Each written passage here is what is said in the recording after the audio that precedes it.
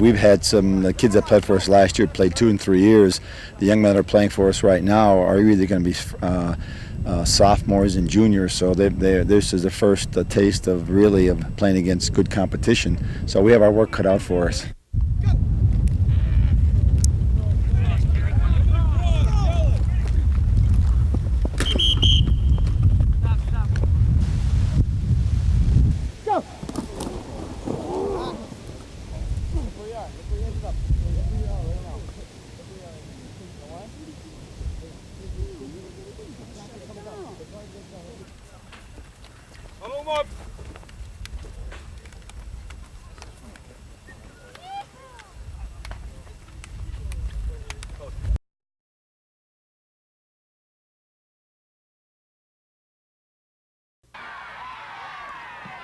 The horses are gone. Ruddy, Hopkins, Pavlovsky, and Kolo. The mammoth front line of the state champion Dunmore Bucks has graduated. Now if the Bucks are to make any noise this football season, they'll have to rely on a talented, experienced offensive backfield led by quarterback Tom Marchese. We feel we have some outstanding running backs, and the only returning line we have in our line is Kurt Ballman, who played in our state championship team last year. So we have a lot of rebuilding doing up front, and our kids are working very hard for us. And we're trying to take it step by step. There's going to be a lot of pressure on the Bucks coming off last year's state championship season. But head coach Jack Henzes has been around a long time. He knows what it's going to take to get his team ready for the 1990 season. We just take it as it is and try to improve as each week go along. Hope it's a great learning experience for them when they go out in life, that they can look back at this and say, hey, I can put my nose to the grindstone when things get tough, because life is a lot tougher than a football game. This Dunmore team gets its first major test tonight when they open the schedule with this year's preseason favorite, West Scranton. We'll have the story of that one tonight at 11.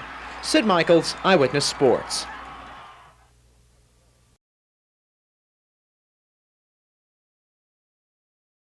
At Memorial Stadium in Scranton, Dunmore led 20-6 in the second period, but lost the football late in the quarter on this fumble. 2 plays later, Don Duffy bolted into the end zone from the 15-yard line. It was 20-14 in favor of the Bucks. Twice in the third, West had chances, but first they were stopped on downs at the Dunmore 26. After the Bucks fumbled the first snap, West had the ball inside the 20, but on 4th and 1 at the 8, they turned it back over. But still, a late score gave the Invaders the 21-20 victory tonight in their season opener.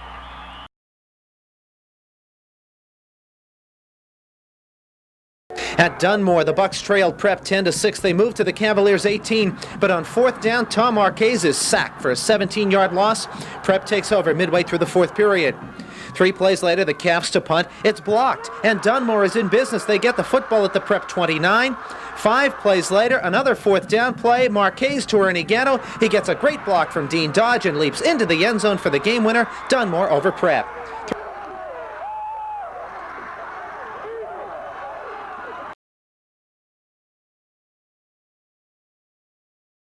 At Dunmore, the Bucks scored twice in the second period to put away Valley View. First Dave Silvestrini, and then this one, a great run by Tom Golden, who bounces off several tacklers in the backfield. He stays on his feet and goes 50 yards for the score. Dunmore hands Valley View their first loss, 21-6.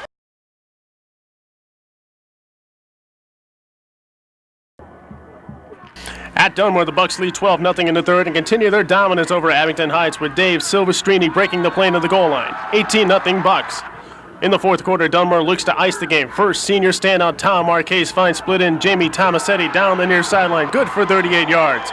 3 plays later, Silvestrini breaks 2 tackles and scampers 20 yards for his second touchdown of the half as the Bucks keep pace in the Big 11 race. In Dunmore, Tom Honnold, Eyewitness Sports.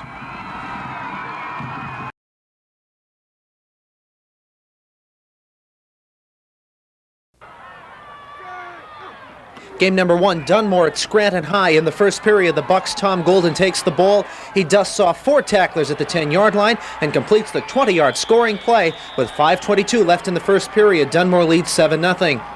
On Scranton's first play from scrimmage after that score, the football comes loose. Ross Cordero scoops it up. He goes 27 yards for the touchdown. Dunmore scores twice in a 44-second span and leads 13-0.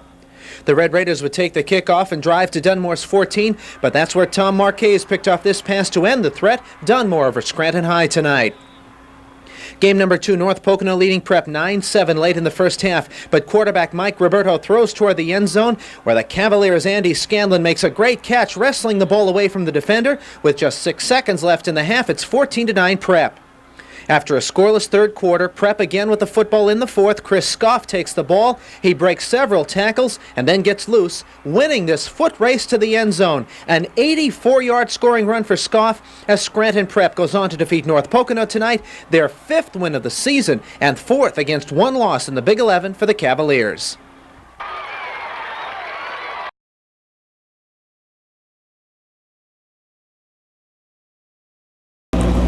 Good evening, everyone, from the locker room. This is Jim Miller along with Sid Michaels saying welcome to week number 7 of local high school football tonight that showcased several key matchups in the Big 11, Suburban Conference, and the Wyoming Valley Conference.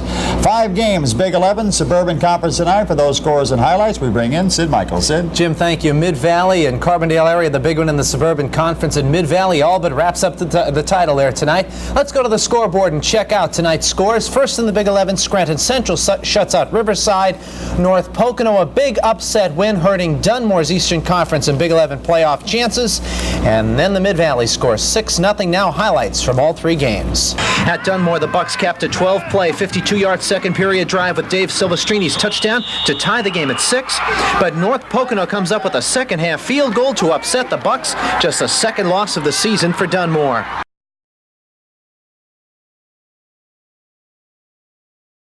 Meanwhile, in Berwick, the much-anticipated rematch between the Dogs and Dunmore was a blowout. 28-0 Berwick at the half, and a minute 46 into the third, Joe Kowalski adds more. From 10 yards out, the rout is on at 35-0. That man Kowalski starts and finishes their next drive. First play goes for 23 yards as this senior almost breaks it.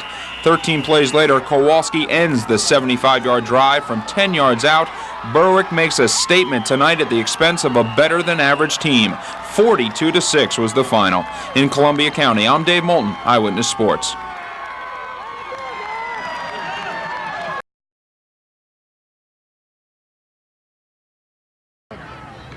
Dunmore held Riverside on their first possession tonight, but the Vikings used a fake punt to pick up 12 yards on 4th down, and they had new life. But that drive would end when on 3rd and 10, Kevin Krafchick is sacked by Tom Gallagher of the Bucks for a 10-yard loss. Dunmore would take the ensuing punt, go 48 yards in 7 plays. Tom Golden gets the touchdown as Dunmore blanks Riverside.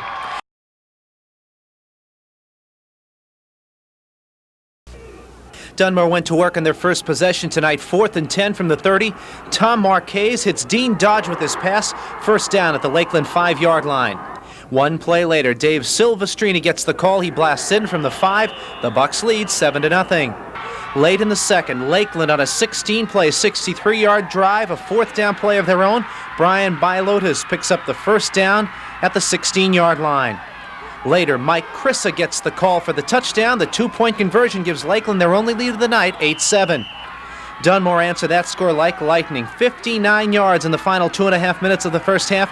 Tom Marchese beats the blitz to Tom Golden. The 7-yard play makes it 13-8 Dunmore at half. The Bucks took the third period kickoff and added to their lead on this 2-yard run by Golden. There was 7 minutes left in the third period, and it was 21-8. Dunmore held. They got the ball right back, and on 4th and 3, Marchese up top, 21 yards to Jamie Tomasetti.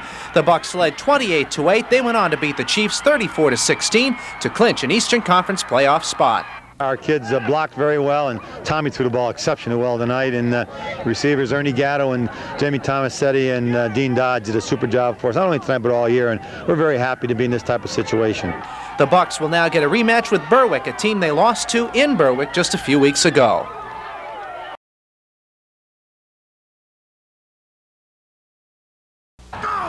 For the Bucks of Dunmore, no one needs to remind them just how tough it is to beat Berwick. They found out in October to the tune of 42-6. We have a young football team, and they learned a great deal. Hopefully we don't make the same mistakes Saturday afternoon we did a couple weeks ago. This time around at home, Henses hopes his offense takes the heat off his D. Key to the football game is we did not move the football down there the first time we play them. We have to move the football. How well we're going to do it, that's going to be a challenge to our young offensive line. For the Big 11 champions at Scranton Prep, this week's matchup with Central Columbia has the Cavaliers looking closely in the mirror. I think they're a lot like us. They're a strong running team. They do things well. They execute properly. They're a well-rounded ball club, and defensively they gang tackle, pursue, and hustle to the football. I just think they're an excellent team. Despite the similarities, Angeli is relaxed and confident. I am right now. I think the kids are. I think we feel real good about where we're at, and we're looking forward to it. Meanwhile, the Invaders of West Scranton, despite losing their last two, have the honor of facing a powerful Shamokin squad who caught the attention of West early in the season. We had Shamokin on our mind for a long time. Right from maybe 4 or 5 weeks ago, it looked like we were going to match up with Shamokin whether we won it outright or not. You know, we got a good look at them, and they're a very impressive, mature football team, and we're looking forward to a great game with them Saturday. Having last week off may be a big help to the Invaders, who no longer have to feel the pressure of being a favorite. So we had a lot of fun at practice. We made practice, it was almost a novelty type thing. We had some laughs, and the kids are no different this week than they were 6 weeks ago. In Lackawanna County, I'm Dave Moulton, Eyewitness Sports.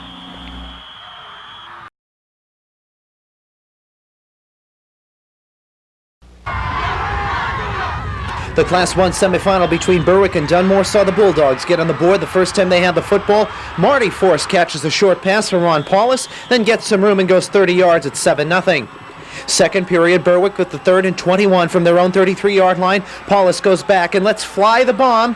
Gary Campbell gets it in full stride. He goes on to complete the 67-yard stunner. Bulldogs lead Dunmore 14-0. The Bucks would come back. Tom Golden returned the kickoff to the 26 of Berwick, then capped the short drive with his touchdown blast, but Berwick scored twice in the second half. They win 26-7.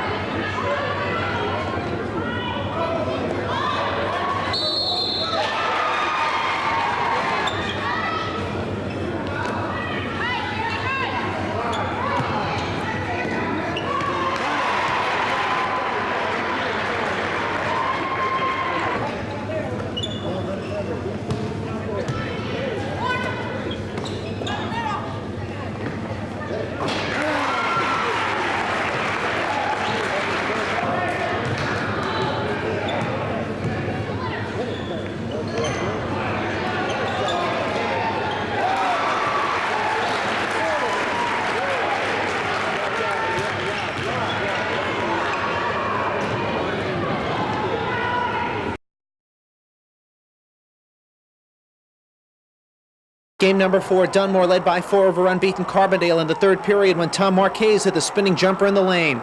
But then with the game tied at 28 in the fourth period, the Chargers go on a 10-point run. Andy Siegel follows his own miss with a 2-pointer. Brian Daly and J.J. Perry then hit back-to-back threes. Carbondale eliminates Dunmore in AA District 2 playoff action. Sid Michaels, Eyewitness Sports.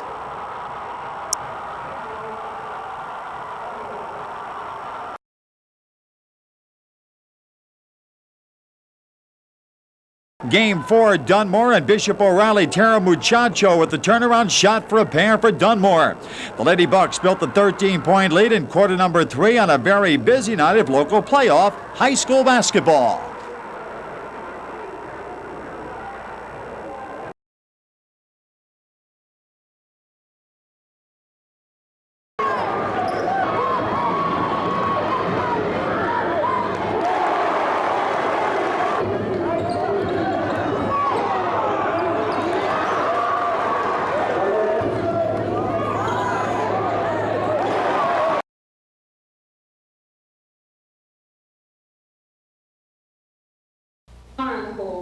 The luncheon drew the usual fine crowd as Lackawanna's finest turned out to salute the best of this past high school athletic season. The female athlete of the year is Kim McGreevy of Abington Heights for her outstanding year as a District 2 champion and state champion in track and field. The whole season we work to improve your times, and states it all comes down to that. And to win a state championship, it means the whole season paid off, and it's worth it. The male high school athlete of the year in Lackawanna County is Tom Marchese of Dunmore High School, who gained all-state recognition in both football and basketball. Well, Dunmore High School has been very good to me. The faculty, the coaches, all my coaches that I had, Coach Henses, Coach Kelly, and Coach Gallo, track coach, they've all been great. They all helped me through my 4 years, and especially I'd like to thank my parents. Without them, I wouldn't be here today. McGreevy has 2 more years left to enjoy her high school career at Abington Heights. Marchese is on the way to the University of Maryland. Congratulations to both on a fine high school effort.